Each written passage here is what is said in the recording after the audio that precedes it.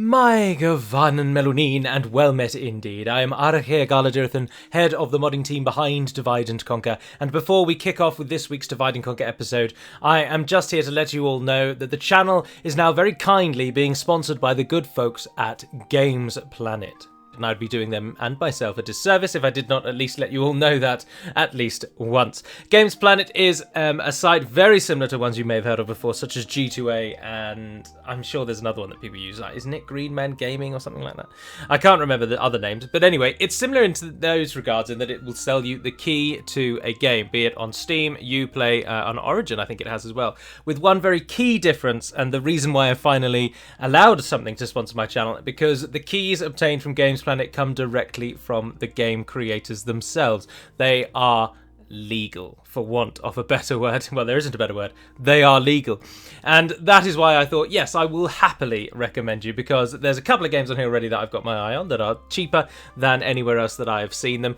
And so I thought, yeah, I'll hitch my wagon to this horse. I think it's a noble and reputable source. So there we are. Now, one thing I did just want to show you, though, if you've got a Gamesplanet account and you log up and get set in, is that when you wishlist something, a feature I've not seen anywhere before, you are able to tell Gamesplanet how much you actually want it for, and then you will get a notification when it reaches that price, which I think is excellent. So that's just a little feature there, and so from now on and forevermore, a link to their website will be listed in the description of each of my videos. You'll note that each link ends with the word Galu, and whilst I can offer you no money off, you'll note almost everything is money off anyway, and they operate sales similar to Steam, etc, etc. But by merely using the link that comes with my name, then you help my channel as well. So that's certainly something to consider if you're looking for some games and you want to find somewhere that might offer them at a different price to Steam, but you also want to make sure that you're not giving them to a thief. Giving your money to a thief. So anyway, there we are. That is all for now. So thank you very much to Gamesplanet for sponsoring the channel hereafter.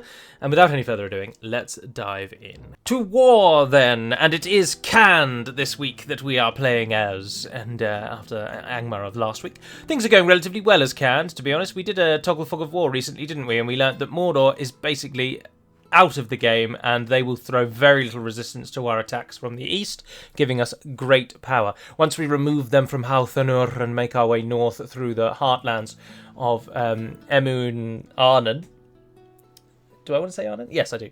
Then they won't really be a problem. The Ardenaim are going to give us a little bit of grief and jip, but we should be able to shut them down. Now, one thing you may or may not notice, I'm not entirely sure myself, but I'm fairly confident, is the cursor is probably not back yet, because NVIDIA has not updated yet. And that's a little disappointing. But some people said they preferred it without the cursor. I don't think it's wholly... it doesn't matter too much without the cursor. I have watched a few of them back without the cursor, but I can see why some people would find it a little jarring and annoying, for want of a better word. But anyway, we're a while before that is back. So the current situation, Harad was defeated in our last episode, not as an actual faction or nation, but their last stand army was wiped out at the walls of Finabel. A grand victory was won with the aid of the then much discussed towers of Finabel. We are now able to push out and take Harad's final town, which is this one. And then with the fall of Tal al-Jaf, then Harad will be out of the game. But Serpent Lord Batar is heading south, and Captain Saeed is also still hovering around. So I think I'll probably end a turn before we do anything with them. But what we are going to do is rise up against these foolish Ardenaim forces. And other than that, though, we are just sort of waiting it out. Now, Barad-dur won't rise up against us, and we recently learnt that there aren't any forces coming to support them either. So it won't be long, really, before Barad-dur falls. But we don't want to attack it because the garrison script there is very, very big. We are, unfortunately, however, going to lose Tolwi Gate, but that is another place where we are going to have to rise up and hope beyond hope that our pathetically small army is going to be able to do this. Spoiler alert, they're almost certainly not, but we'll give it a go anyway. I care not. Just Now, there will be a developer diary almost certainly coming within the next few weeks, because a lot of works have gone on again behind the scenes in terms of the mod, and we're eager to show those things off to you. But I might give it a few weeks until we wait for until at least the Balrog is complete, so that I can show you what he looks like. Because the Balrog was recently changed to be, and some of you will find this controversial, so I'll state it early so you can get it out of your systems. And that is that the Balrog unit is going to follow the line of Sauron's units. So it is no longer going to be an elephant in the game's files, meaning it will lose some of its strength. But more importantly, it is now no longer going to be... the unit is not going to be made up of Balrogs. What's the plural of Balrogs? Instead, the Balrog will now be an officer attached to the unit, much like this flag-bearing gentleman just here. Oh, I'm spinning around so much, it's probably sickening. He is an officer. He is not a general or a captain, he is a standalone officer who is present all the time. Like, this is a better example. This is an officer. He is here no matter who is here. So whether this unit were a captain unit or a general unit, the officer is always there. That is what the Balrog will be. Now, many of you that know the way the game works, the files work, will say, but hang on, Gallo. The officer takes on the stats of the unit it is attached to. So what on earth could the Balrog unit now be? And, as a compromise to make sure that the Balrog no longer crashes anybody's games, the Balrog unit is now akin to trolls. And indeed, he will have a custom and unique troll model that he fights with. Now, some of you will be up in arms about this, and you'll be like, hang on, no, the Balrog should be a one-man, standalone unit. And unfortunately, that's simply not possible in Medieval 2 unless you play on small unit sizes, which no one does because, well, some people do, but we don't recommend it. And the mod is balanced to be on huge, so there's that. Secondly, of course, the Balrog crashes the game for almost everybody. And the reason is to do something to do with his model and animation, which has eluded the fine folks at Total War Center now for years. He has not been fixed. And so rather than have the Balrog crash everyone's game, and therefore actually not be present, we thought it would better to have the Balrog represented, even if it now means he is the officer of a unit of trolls. So there will only ever be one Balrog now, which is the upside. So you'll never have the situation where you're fighting against 3 Balrogs like the way you used to fight against 3 Saurons. So that's gone. But he will stand and fight with trolls, which some people I think just will not like inherently. No, we killed 20% of them.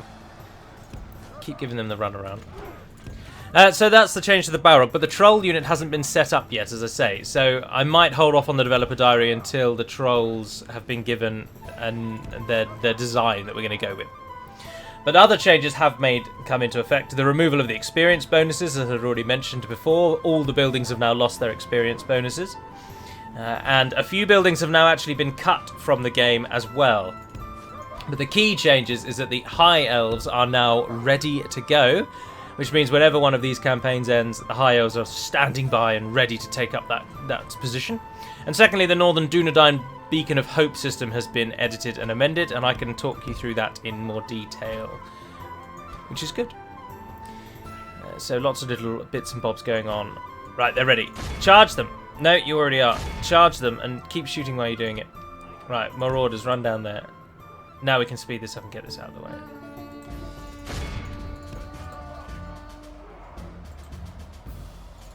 Turn and hit them. Go back, go back. 34% of the enemy has died. Oh, that was a beautiful charge. We've got to be quicker. We've got to be quicker.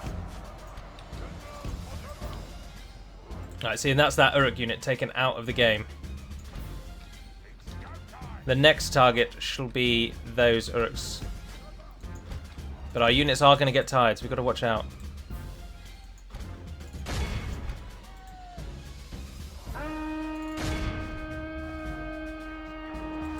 Nice, nice, nice, nice. Enemy Pull out over there. bloodied. Pull out over there. Lost half their men. 60% of the enemy has died.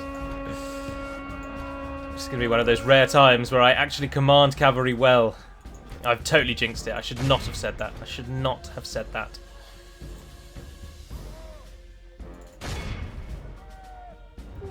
We have cut off the serpent. And the enemy captain is The down. general is slain. Let's see how these snakes fight without their head. He uses serpent twice in that little analogy, doesn't he? I think it's fair to say this one is probably battle appears to be In the running bag, the yes. trees before us like a herd of goats. Capture them all. Drive them from the battle. It's ceremonial. I don't care that we can quit and they probably won't make it away. I want them all dead. This is a most crushing victory. 6. Your Yes. name will live in marble, and our foes in sand. 5. I can't believe that Marauders just did that. Marauders are our worst unit, and they're doing so well. Now, speaking of units that are doing better than they should, one of the key changes that I'm going to be discussing in the developer diary, and I will leave for the developer diary in full, is a new blacksmithing system for almost every faction, whereby they can now really upgrade certain units way more than they should and could have been able to before. Which will give some factions a lot more punch and a lot more oomph, which is good. Oh, Tolui, you are absolutely smashing it, my friend. Oh, and that they can be retrained. That's very useful. I don't actually think you'll be attacked again, to be honest, because unfortunately, we know that Mordor are now totally out of this game. And it doesn't seem really worthwhile wasting money on troops down here. They're already in 3 turns, actually. Well, no, I want the troops, but I'm not bothered, I don't think, about any of these things. We should be spending our money wisely. I.e., retraining the vast hordes here. Although the retraining here is not... If I am not mistaken, it's either blacksmithing or we recently got a experience bonus for cavalry. That's probably one of them. But otherwise, I think it probably is blacksmithing, actually. Let's look to make some money, though. Amukand, maybe. You could give me a leather worker for 60 gold coins, but that one already gives you 40, so you're paying 930 for a 20 gold increase. Which someone very kindly pointed out in one of the previous episodes when I was explaining about why it would be worthwhile to get a blacksmith, when in truth it would not. Orders. You're moving south. Well done. Oh, hang on, we've got troops training. Let's just queue up the retraining in Finabel. No, we don't want to do it yet, though, because we're going to attack here as well. Yes, noble master. We need to kill as many of these foolish Ardenheim forces as we can. To battle! In really order to weaken them. I can give you the gist of the blacksmithing thing, because a lot more people watch the developer diaries than the standard ones, so it's like a treat for you all for having watched the standard DaC videos. And essentially what we can do with the blacksmithing, something we didn't know before, is that you can actually make each tier of the blacksmith give more than +1. So let's say a unit can upgrade 3 times, you would therefore expect that by the end of the upgrading, it would have 3 extra points of armor. But what you are able to do is, for any one tier, you can actually have it upgraded multiple times. I don't actually know the limit, but we've been using 3, so it might be around that. So what that would mean is, if you made... So your unit can upgrade 3 times. You upgrade it once, it gets 1 extra armor. You upgrade it twice, it gets 2 extra armor. And then on the third one, you can set it so that when it upgrades for the third time, it gains 3 points of armor on that point alone. So by upgrading your armor to maximum, you would end up actually getting 5 points of armor when you've only upgraded 3 times. Oh, come on, I know you can go there because your friends have gone there. Well, we'll ignore that then. So what we have done, because of the way that the system with blacksmithing and everything works, is we've created what we've called an advanced blacksmith. Now, almost every faction will get this. Some of them don't, and if they don't, they get the system in a different way. So everyone gets this upgrading except the High Elves and the Dwarves, because they already have more than enough heavy armor, and they did not need a boost to that. So the High Elves and the Dwarves don't get it, but everyone else gets this advanced armourer. Now, the advanced armourer requires that you capture a major city of Middle-earth. And the idea behind this is let's say you're the Dunlendings. You get 3 tiers of armour. That you can only get up to the 3rd tier, but there are 7 tiers. So you as Dunland, you capture, I don't know, let's say for argument's sake, Isengard. And you come across a wealth of armour and arms that you can now outfit your army with.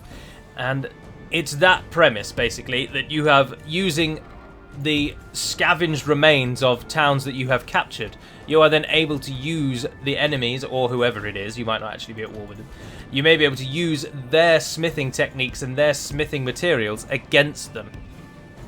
And that is the premise. And is that a Silver Surfer? Oh, it is! Oh, that's disappointing. And so you need one of these major cities in order to do it. So the major cities are, generally speaking, every Dwarven city, every Elven city, and every Gondorian or Numenorian heritage city, like Royal Tharbad or a Numenas or places like that.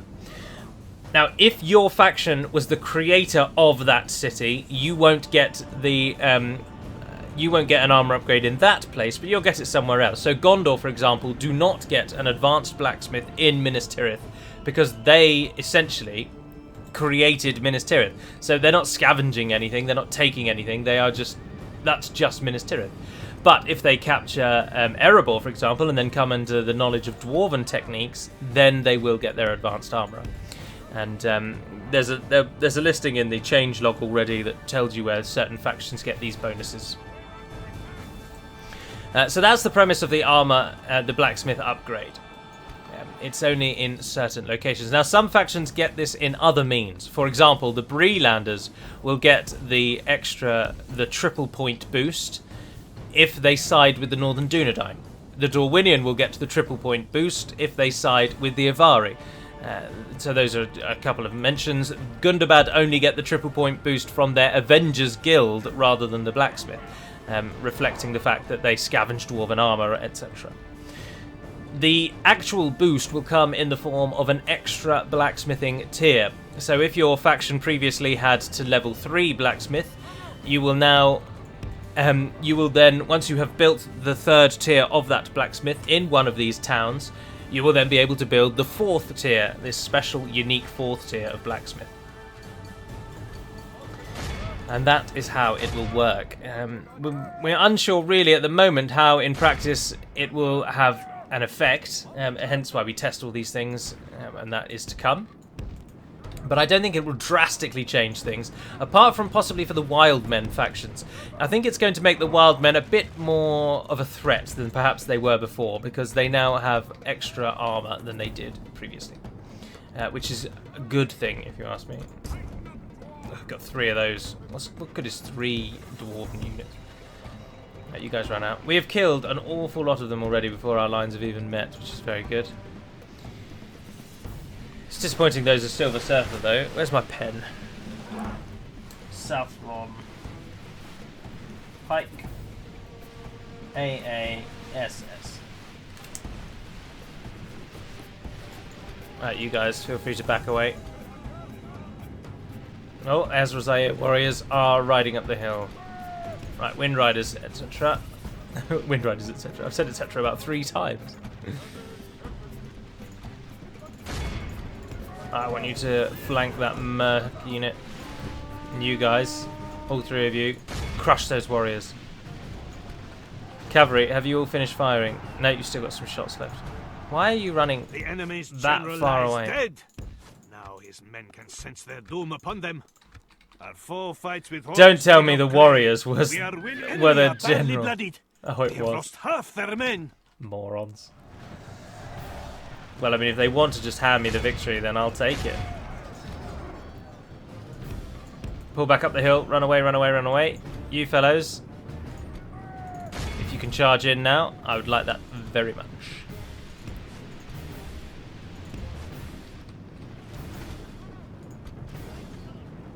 Light cavalry. Right, you can come and hit those. Have they finished yet? Yeah, come and hit those. Pull yourselves out. You guys, catch those pike units. Nice. Mass routing. We've got quite a lot of archers that still have arrows, actually. But let's end this in style. Turn off the UI. Everyone in position. And in we come. The sounds of battle as the Golden Mirror Warriors of the Ardenaeum fight on. And the cavalry storm of thunders down the hillside. And before they know where they are, the pikes are looking around desperately. Which of my men are still alive? Where's my battalion? They run like children. And that man Victory is learns ours. he is alone. A victory both righteous and well-deserved. It cannot be said otherwise. Oh, our general took the most kills. Very well done, sir. A well-timed cavalry charge just decimates enemy lines time and time and time again. Smashing. Now, something else that I'm going to do, channel related, whilst we are just waiting for the turns to tick past and whatnot. Stop saying etc. The lore videos, lorecast videos. I was watching a channel the other day called Men of the West, who purely deals with Lord of the Rings lore, and is a very popular channel. And he has an incredibly similar style to me in how his videos are done. Prior to the change where I changed them to lorecast. And by that I mean the imagery on each of his videos is simply artists' designs of events, of people, of things from the Lord of the Rings that he has found online, and then he just runs through various images that just detail what he's talking about at any given time. So there might be 10 images to each video, and he might talk for... His videos range from 10 minutes to 30 minutes, talking about all different kinds of topics. And that is it, which is exactly the same methodology that I had employed previously, prior to doing them as lorecasts, for my own channel. So it was just a range of images that I had found on the internet, and I would talk about a subject over the top. The gentleman from Men of the West is American, whereas I'm English, so there's a difference there. And but other than that, we are one in the same, save for one massive key difference I would submit. And that is that he, unlike myself, writes a script.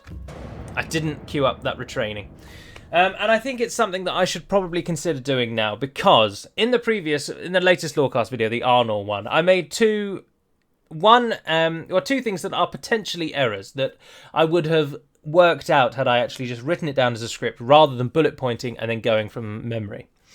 First amongst these is the prophecy of Malbeth about Arvedui, the last king of Arnor. There is a lot of discussion online about whether or not the prophecy is either Arvedui's decision to board the ships when he was with the Losoth, or the fact that the collective Dunedain as a whole, the race, did not choose Arvedui when he made a claim for the throne of Gondor, which I actually foolishly talk about in the video that will come next month, which is the Gondor, the sort of first Gondor video.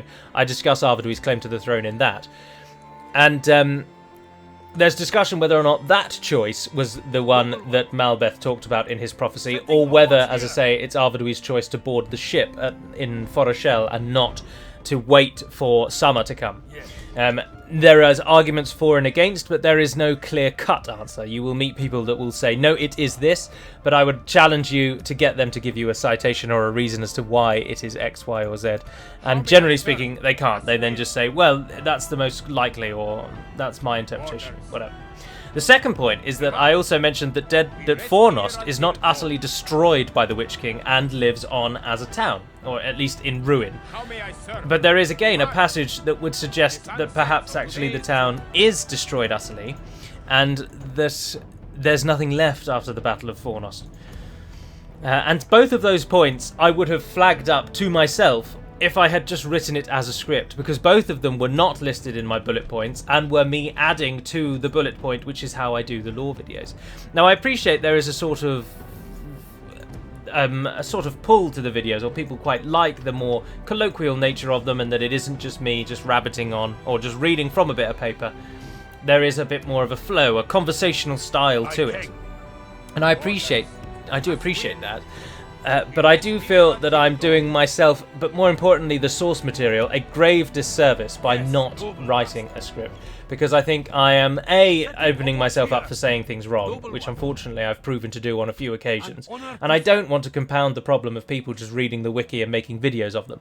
Because for all the people that absolutely hate my lore videos, I do research them from the books. I do not use the wiki for them. I mean, you use the wiki for the odd thing, like someone's date of birth or something like that. Because generally speaking, those are always right. And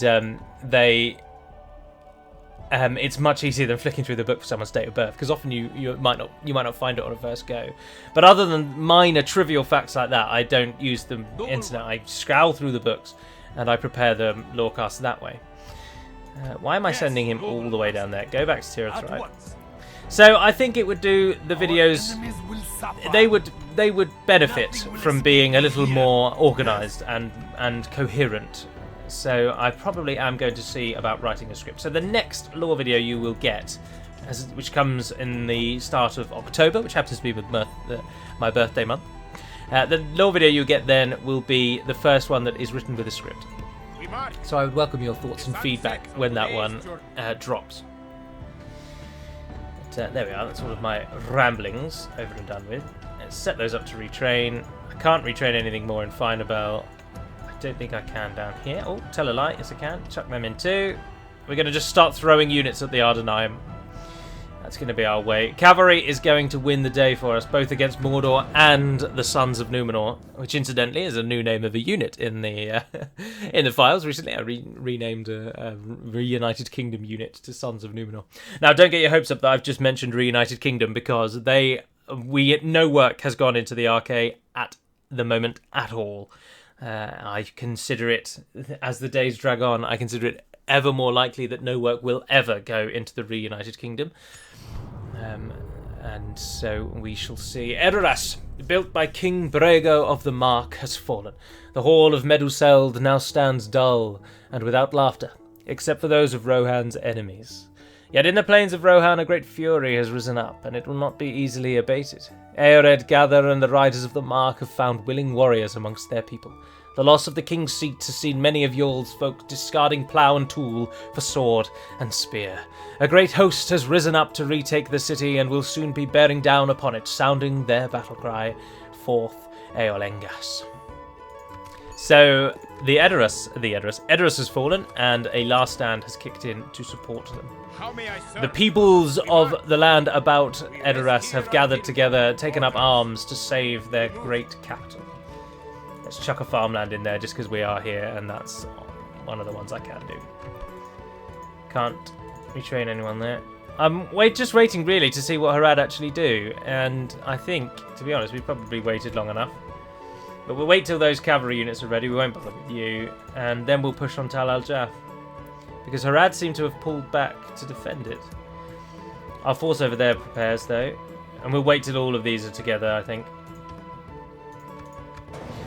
Your men are out of sight. But once the army at Port Arkish is ready, that's going to move over and cut into Mordor's control of the southern lands. But I'd rather Mordor have these provinces than the Ardenaim, if I'm honest, because Mordor have enemies elsewhere. AA do not. There is suggestion that they've got wars with Gondor and Dol Amroth on the northern side, but that's not as much of a threat as Mordor is under. So I'd rather Mordor have the provinces, because then we can easily mop them up. Anyway, Captain MacRolg comes. He brings Uruks, and then some trash and some trolls. I'm surprised it's that heavily in their favour. This just shows you how much the game hates cavalry. It is 3-1 against, when we're only actually outnumbered 2-1. It actually thinks cavalry is worse than if it was just a standalone infantry, which is ridiculous. And then Zagmaz, of course, who absolutely has to die, and then Barad-dur is ours. Oh, and look, just one turn too late. Oh, a damned Nazgul has spawned. Curses. Those damned Winds of fate have turned against us.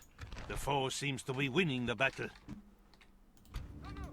Turn the UI back on. Right, well, they attacked us, so we don't have to worry too much. And we've got a lovely hill over here. Look at that. It's like describing a view, isn't it? Oh, that's a lovely hill, that.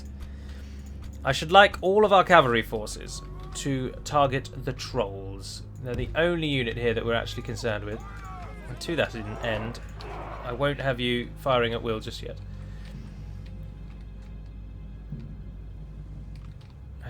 And then I think I don't know how best to utilise our cavalry. Wish you could zoom out more. I'm thinking we'll let the enemy climb the hill, then we'll pull the archers back, and then our cavalry can sort of create a killing field. The enemy show their cowardice. They bring in reinforcements. Oh, the enemy has really put itself in the worst possible position. Where are the reinforcements coming in? Oh, miles away. Don't need to worry about that yet. Alright, everyone. If you can shoot those trolls, then you damned well shoot those trolls. I know that cavalry actually does rather well against trolls, and so it isn't too pressing to bring them down, but because we can just charge them. It's one of the best ways to kill trolls is cavalry charging. Right, there we are. The first arrows are now going in. Oh, the lightning is a bit of a pain when you're at ×6, isn't it? setting off epileptic fits left and right. But it is easier at the moment when they're walking so slowly towards us. Yes, the first one is gone. Too many arrows, and another, and another, and another. They just fall. The AI just cannot use trolls at all, can it? Look how easily those trolls actually fall when you just target them in a dedicated bombardment. The enemy's archers begin their firing.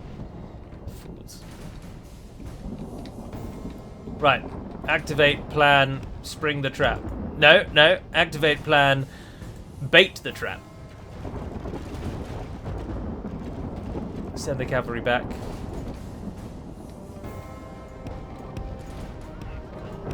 Get these guys all ready. Shouldn't be doing that at time 6, but what the hey. You guys are ready. You guys are ready. And then yourselves take up positions. Our archers should run out of arrows just as they get into a perfect position to be charged into.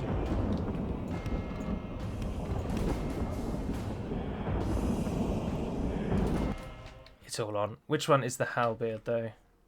Oh, we haven't got a halberd. Right, you fellows. Orc archers. And next, Moran and Guard. Next, Uruks. Unfortunately, you're all targeting those side Uruks. You guys going over there. Do it as one now. The enemy are Lovely. badly bloodied. They have lost half their men. Absolutely spot on, fellows. Well done.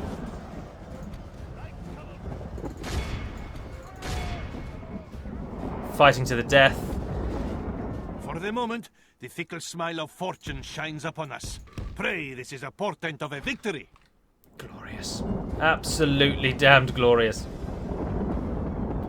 Right, how to finish off the remaining ones then? That's the question. You pull over there. You come straight down the middle. You can all run. And you and that one go over there. Right, and then when the general is roughly central, we will charge him again. Is everybody ready? Because I think we're sort of there, really. If we can time it with the archers, perfect. Go for it.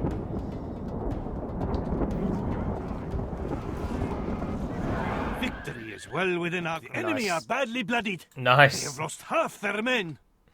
The Orc archers have had enough. They're buggering off. The Uruk halberds fight on, but the Orc bodyguard... The Uruk bodyguard, or I think they're Uruk. Yeah. Cut down. We have cut off the serpent's head. The enemy general is slain. Let's see how these snakes fight without their head. Archers, if you've got any arrows left, I'll take them. There's a load of halberds over here that could do with getting shot. Apologies for the lightning. Goodness gracious, it is frustrating, isn't it? It really is like a disco show, but... this battle is over. There's no need to play this at normal speed. We have no great strategic decisions to make. But it is hard to watch. I will give you that. Our enemy flees before us like a herd of... Capture them all. Did we actually let any get away? This is a most crushing victory. Oh, Your name yes. will live in marble, and our foes in sand. 118, just pipping it to the post of the nobles at the end there. That last final charge probably giving them a boost. But if we're doing it on kills and captures, then far and away the winner are Nomad Horsemen, losing only 1 casualty, killing 58 and capturing 157. Now that image has already displayed today, and there are something like 255 images in the file, which indicates to me that rather than doing a sort of random generator on the images when you turn the game on, every single time it needs to generate an image, I would submit, it is doing a random pull at that point. So there is, although slim, a chance that you could add 1,000 images to the file and you could see the same image every single time because it randomly generates the picture each time it needs one. Rather than, whereas I thought what it would do is, right, you've loaded up the game, and then it would just sort of arrange all of the pictures into a sort of order, and then just start going through them. So we need an image, here's image number 1. We need another image, here's image number 2, number 3, number 4, number 5, etc. But I don't think it does do that. I think it genuinely rolls for an image every single time one is needed. So that is why, even though there are hundreds of images, it feels like there are hardly any, and you're just getting the same ones over and over and over again. So it's very annoying. Apologies for the loud noise. I have been muting it recently, but it just takes such a long time, doesn't it? We killed all the people here, so Barad-dur won't hate us too much. Well, I mean, we killed all the people, but not all the people. I'd like an armory, really, because we would like to hold Barad-dur. But what we are not going to do is leave... How may I serve? He can't get there just yet. We're going to have to head out and hit Dwar of War as an actual bodyguard unit, and then Margos should be able to make it to Barad-dur and hold there. Yes, my master? Untrustworthy foe. What lies do you bring us? I'll give you an offer. Ceasefire. We'll take trade rights. I'll give you my map info, and all you have to do is give me the one down the bottom that I want. Alright, sure. I'll even pay you a bit of money, actually, if you want. 1,000. No. Nah, they're not having it. Because Because I'd happily do that, to be honest. I get that one back, and then Mordor just bugger off north for a while, and then we can focus on the Ardenaim. Now that they've lost Barad-dur anyway, they're not getting any more Nazgul anymore, and that is the key. Will suffer. You guys go and get Moragos. They've turned down our just and fair offer of peace. There is no choice left now but to wipe them out. And what to do with our hard-earned winnings. The front lines definitely want armories if you haven't already got them. But other than that, I'm not really sure what... I mean, that's so nomadic now, Finabel. We've held it for such a long time. Get a port there. That will be helpful, actually. You can give us some farming. And Karagmir, don't have anything worth money. Korandaj, I could get a blacksmith, it's not really worth it. Krokmaher, you could get a better... you could turn Finabel actually into a military... Let's turn that into a military place. Not really the word I'm after, but you get what I mean.